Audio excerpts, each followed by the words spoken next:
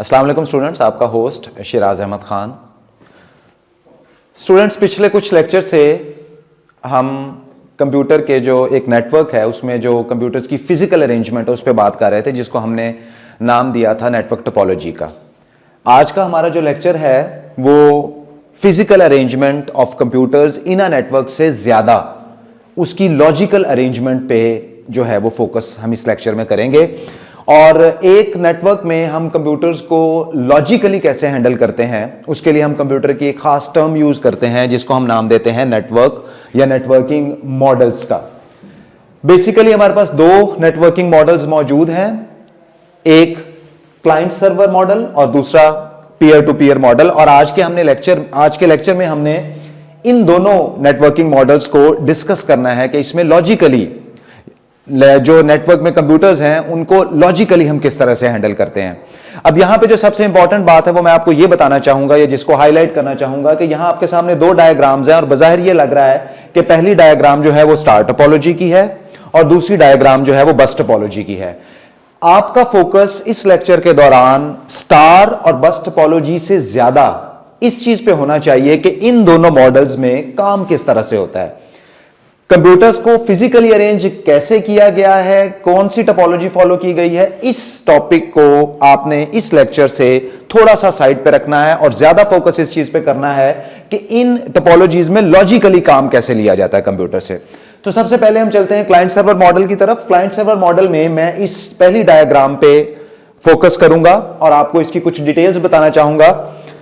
Client server model में students इस तरह होता है कि हम तमाम कंप्यूटर्स में से सपोज उस नेटवर्क में 5, 10, 15, 20 या 100 जितने भी कंप्यूटर्स मौजूद हैं, उन तमाम कंप्यूटर में से हम एक कंप्यूटर को एक खास अहमियत या फौकियत देते हैं और उस कंप्यूटर के लिए हम लफ्ज इस्तेमाल करते हैं सर्वर। उस नेटवर्क में बाकी तमाम जो कंप्यूटर्स हैं उनके लिए हम 3 डिफरेंट किस्म की टर्म्स जो है वो यूज कर सकते हैं। आप उसको क्लाइंट का नाम भी दे सकते हैं, आप उसको वर्क स्टेशन का नाम भी दे सकते हैं, या आप उसको नेटवर्क नोड का नाम भी दे सकते हैं। अब यहां पे तमाम कंप्यूटर्स में से एक कंप्यूटर को हमने डिक्लेयर कर दिया कि यह कंप्यूटर सर्वर है और उस नेटवर्क में बाकी जो तमाम कंप्यूटर्स मौजूद हैं वो क्लाइंट्स, वर्क स्टेशंस या नेटवर्किंग नोड्स हैं। अब यहां पे जो लफ्ज सर्वर है इसको बेसिकली डिराइव किया गया है या लिया गया है लफ्ज सर्व से। सर्व से मुराद है किसी को सर्विसेज देना और सर्वर से मुराद है ऐसा कोई भी ऑब्जेक्ट जो बाकी तमाम अपने से रिलेटेड ऑब्जेक्ट्स को सर्विसेज प्रोवाइड करता है। अब क्लाइंट सर्वर मॉडल में वर्किंग कुछ इस तरह से होती है कि जितनी भी रिक्वेस्ट्स होती हैं किसी भी क्लाइंट की, suppose client number 1 client number 5 को कोई मैसेज भेजना चाहता है या वहां से डाटा लेना चाहता है, तो ये क्लाइंट की रिक्वेस्ट सबसे पहले सर्वर पे जाती है। अब सर्वर का काम ही सर्विसेज देना है। सर्वर के पास क्लाइंट 1 की रिक्वेस्ट गई, सर्वर ने चेक किया कि इस क्लाइंट को क्या चीज जो है वो ये डिमांड कर रहा है। अब सर्वर को अगर क्लाइंट 2 कुछ चीज क्लाइंट 3 पे भेजना चाहता है तो वो डाटा पहले सर्वर के पास जाएगा, सर्वर अलाउ करेगा तो वो डाटा दूसरे क्लाइंट की तरफ ट्रांसफर कर दिया जाएगा। अब इससे हमें फायदा क्या अचीव हो रहा है कि इसमें हमारा कंट्रोल जो है वो सेंट्रली प्लेस्ड है, यानी कोई भी कंप्यूटर इस मॉडल में अपनी मर्जी से कुछ नहीं कर सकता, बल्कि उस कंप्यूटर ने कुछ भी करना है तो उसकी रिक्वेस्ट पहले सर्वर के पास जाएगी। सर्वर अगर उस कंप्यूटर को अलाउ करेगा, उसको ऑथोराइज करेगा तो उसकी वो रिक्वेस्ट फर्दर प्रोसेस होगी, वरना फर्दर क्लाइंट जो है सर्वर वो क्लाइंट को एक डिनायल का मैसेज भेज देगा कि आपको ये चीज अलाउड नहीं है। अब ये क्लाइंट सर्वर मॉडल का स्टूडेंट्स ये इसका वर्किंग पैटर्न है कि क्लाइंट सर्वर मॉडल में, मैं इसको रिपीट करता हूं कि क्लाइंट सर्वर मॉडल में हमारे पास तमाम कंप्यूटर्स में से एक कंप्यूटर को हम सर्वर डिक्लेयर कर देते हैं। वो सर्वर कंप्यूटर जो है वो बाकी कंप्यूटर्स के निस्बत बहुत ज्यादा पावरफुल होता है। पावरफुल होने से मुराद है कि उसकी प्रोसेसिंग पावर बहुत ज्यादा होती है। हम कॉस्टली प्रोसेसर लगाते हैं और यही क्लाइंट सर्वर मॉडल का एक ड्रॉबैक है कि इसमें आपको जो एक कंप्यूटर है खास तौर पे वो बहुत कॉस्टली मशीन चाहिए होती है। एक तो इसकी प्रोसेसिंग पावर बहुत ज्यादा होती है बाकी क्लाइंट्स के निस्बत, सेकेंडली इस सर्वर की जो है वो मेमोरी वो बहुत ज्यादा होती है। क्योंकि ये जो सर्वर है इसने ये एक डिफरेंट किस्म की जो है वो सर्विसेज अपने क्लाइंट्स को दे सकता है। मसलन वो सर्विसेज क्या क्या हो सकती हैं? आपको पूरे नेटवर्क में तमाम कंप्यूटर्स के साथ प्रिंटर या स्कैनर या कोई भी और डिवाइस अटैच करने की जरूरत नहीं है, बल्कि आप वो डिवाइस सिर्फ सर्वर के साथ अटैच कर दें। अब जब किसी भी क्लाइंट को उस डिवाइस की जरूरत पड़ेगी, सपोज क्लाइंट 2 ने जो है PC 2 ने प्रिंट आउट भेजना है, तो वो प्रिंट आउट भेजेगा, वो प्रिंट आउट सर्वर के पास जाएगा। अब जो प्रिंटर सर्वर के साथ अटैच है, बेसिकली वो सर्वर का जो है वो एक रिसोर्स है, लेकिन सर्वर अगर अलाउ करेगा तो क्लाइंट 2 का वो प्रिंट आउट जो है उस प्रिंटर से प्रिंट आउट निकाल सकेगा क्लाइंट 2, जो बेसिकली सर्वर के कंट्रोल के अंडर है।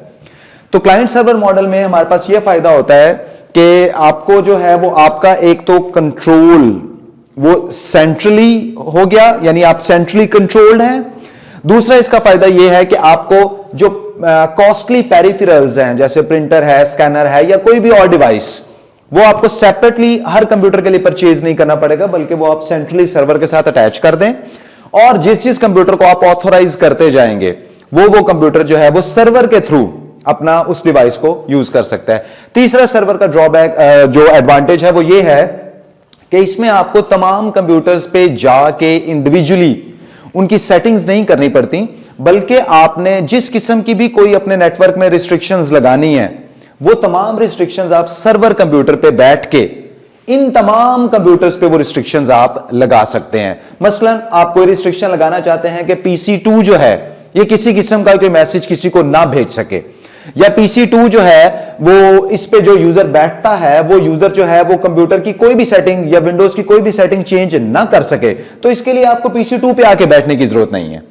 आप यही वाला तमाम काम जो है वो सर्वर कंप्यूटर पे बैठ के कर सकते हैं। तो क्लाइंट सर्वर मॉडल का बेसिक जो एडवांटेज है वो यही है कि सारी चीजें सेंट्रली कंट्रोल्ड हो जाती हैं, वो चाहे डाटा की स्टोरेज है, वो चाहे आपके जो आप क्लाइंट कंप्यूटर्स हैं उनका कंट्रोल है, सिक्योरिटी है, ये सारा काम सर्वर पे बैठ के या सर्वर कंप्यूटर को यूज करते हुए ये सारे टारगेट्स अचीव किए जा सकते हैं। अब हम क्लाइंट सर्वर मॉडल के कुछ ड्रॉबैक्स देखते हैं। क्लाइंट सर्वर का पहला ड्रॉबैक ये है कि इसके लिए आपको ये जो एक सर्वर कंप्यूटर है इसके लिए बहुत कॉस्टली मशीन परचेज करनी पड़ती है, जिसकी वजह से पूरे नेटवर्क की कॉस्ट जो है वो इंक्रीज हो जाती है।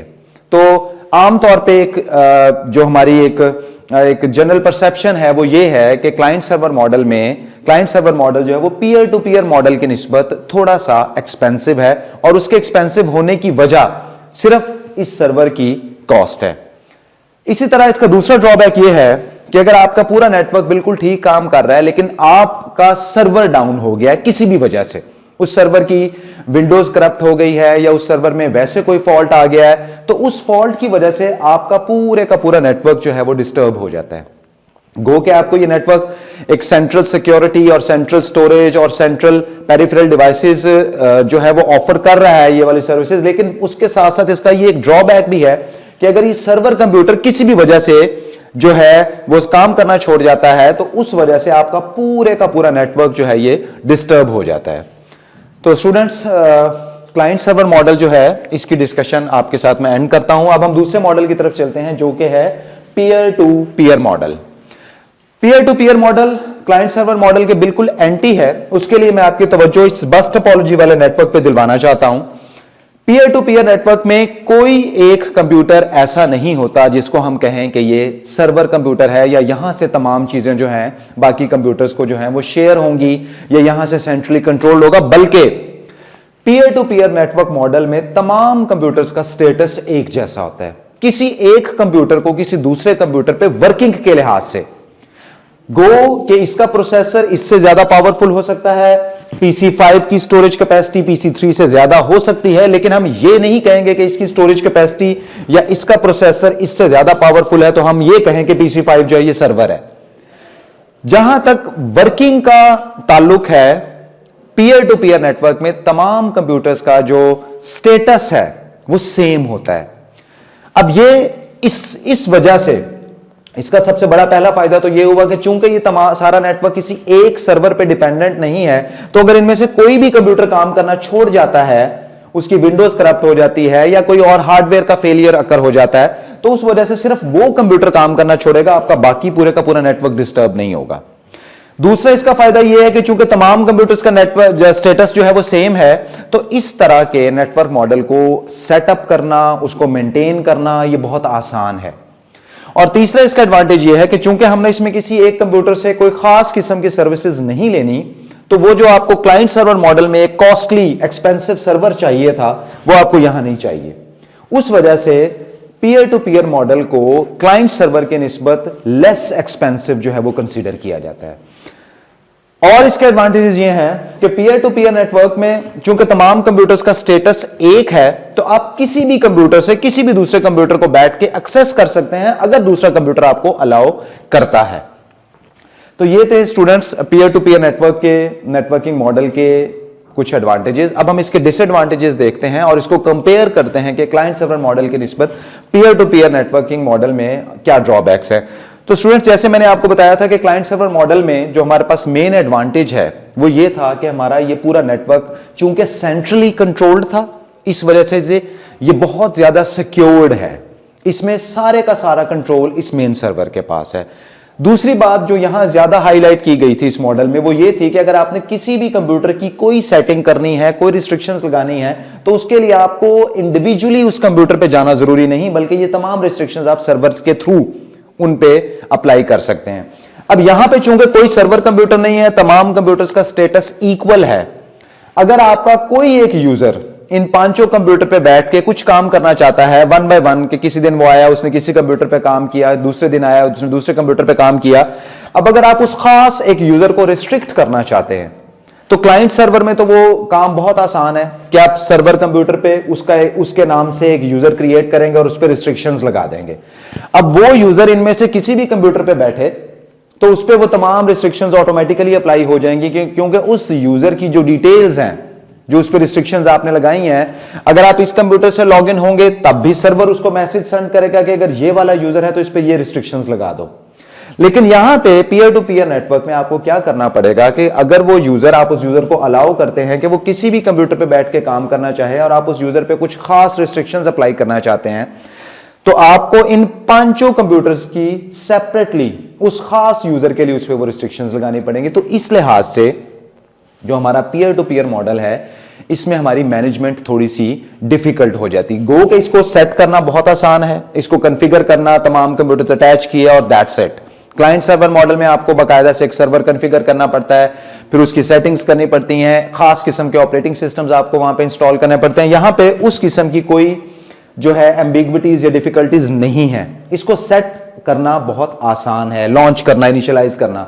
लेकिन बाद में जो इसकी मैनेजमेंट है, जब नेटवर्किंग मॉडल बन जाता है, तो वो पीयर टू पीयर मॉडल की हैंडलिंग जो है वो क्लाइंट सर्वर मॉडल से बहुत ज्यादा डिफिकल्ट हो जाती है। दूसरी बात कि यहां पे चूंकि सॉफ्टवेयर सेंट्रली स्टोर्ड नहीं है, क्लाइंट सर्वर मॉडल में तो ये होता है कि आप तमाम यूजर्स का या तमाम कंप्यूटर्स का डाटा सेंट्रली स्टोर कर सकते हैं, तो उसको कोई भी यूजर कहीं पर भी बैठ के एक्सेस कर सकता है। यहां पे चूंकि सेंट्रली ना तो डाटा स्टोर है, ना डिवाइसेस सेंट्रली कहीं पे अटैच्ड हैं। अब अगर PC1 ने कोई डाटा PC3 से लेना है, तो चूंकि वो डाटा सेंट्रली स्टोर नहीं, तो PC1 PC3 से कनेक्ट होगा। और इसी तरह अगर PC2 ने PC4 से डाटा लेना है, तो PC2 डायरेक्ट PC4 से अटैच होगा, PC4 उसको अलाउ करेगा, तो डाटा शेयरिंग होगी। यहां पे ये सारा कुछ सेंट्रली कंट्रोल्ड हो सकता था, लेकिन पीयर टू पीयर मॉडल होने की वजह से ये सेंट्रली कंट्रोल्ड या सेंट्रली चूंकि डाटा स्टोरेज नहीं है, इस वजह से ये इसकी हैंडलिंग काफी ज्यादा डिफिकल्ट हो जाती है। तो स्टूडेंट्स, ये था हमारा आज का लेक्चर, जिसमें हमने दो नेटवर्किंग मॉडल्स डिस्कस किए, क्लाइंट सर्वर मॉडल और पीयर टू पीयर मॉडल। अब एग्जाम पॉइंट ऑफ व्यू से हमें पता होना चाहिए कि क्लाइंट सर्वर मॉडल खुद क्या है, इसकी वर्किंग क्या है, सर्वर कंप्यूटर क्या होता है, इनके एडवांटेजेस और डिसएडवांटेजेस। और लास्ट पे लेक्चर एंड करने से पहले मैं एक तीसरा मॉडल, जो बेसिकली एक सेपरेट से मॉडल नहीं है, लेकिन इसको नाम दिया जाता है हाइब्रिड। हाइब्रिड बेसिकली मतलब ये लफ्ज डिराइव किया गया है combination of more than two things या कॉम्बिनेशन ऑफ टू थिंग्स। तो हाइब्रिड मॉडल वो होता है ऐसा नेटवर्क जिसमें कुछ कंप्यूटर्स को आपने सर्वर के साथ अटैच किया और कुछ कंप्यूटर्स को आपने सर्वर के साथ अटैच ना किया हो, बल्कि उन कंप्यूटर्स का स्टेटस इक्वल हो।